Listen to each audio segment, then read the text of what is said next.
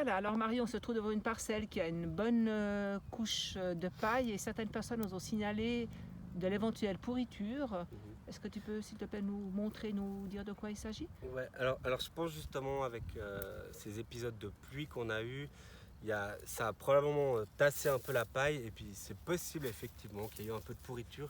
Parce que là, typiquement là, je pense qu'il y a un peu trop de paille. Et on pourrait en mettre vraiment beaucoup moins. Donc là, c'est possible qu'elle commence à pourrir. Donc moi, ce que je propose, c'est juste de l'aérer.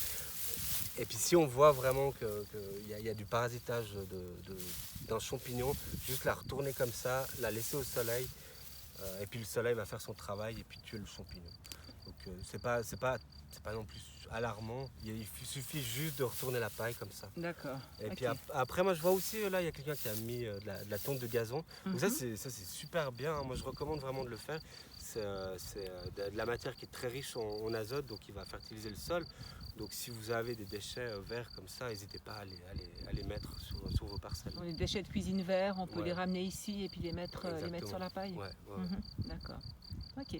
Et puis, comment est-ce qu'on sait si vraiment il s'agit de pourriture ou bien si c'est simplement de la paille qui commence déjà à se décomposer? Ouais, l'odeur. L'odeur? C'est, la pourriture, ça a vraiment une odeur mais insupportable, c'est horrible.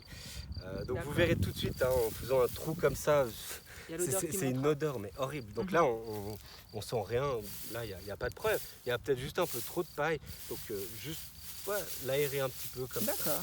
Parce que si on a des petits filaments blancs, ça c'est du mycélium. C'est probablement du mycélium, oui. Donc c'est des champignons qui sont pas. C'est, ça va dépendre des champignons, mais il y en a beaucoup qui sont assez bénéfiques en fait parce qu'ils font des symbioses avec les plantes.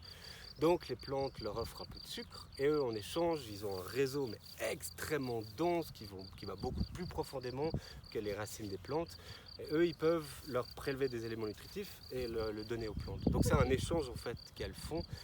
Donc sous de la paille comme ça ou des copeaux de bois, c'est assez fréquent de voir ce genre de mycélium.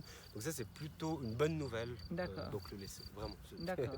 Donc si j'ai bien compris, c'est un peu regarder sous la paille si ça sent le pourri ou pas. Ouais. Ça sent le pourri, on l'aère et on la retourne. Exactement, Et si ça n'a pas l'air de sentir le pourri et il n'y a pas trop d'épaisseur de paille, simplement laisser comme ça. Ouais. Mais après, avec le soleil, les températures qu'on a ces derniers jours, à mon avis, il n'y aura pas de problème. Mais c'est vrai que ça vaut toujours le coup de faire un petit contrôle. En tout cas, quand on a des parcelles comme ça avec autant de paille. Très bien. Merci beaucoup Mario.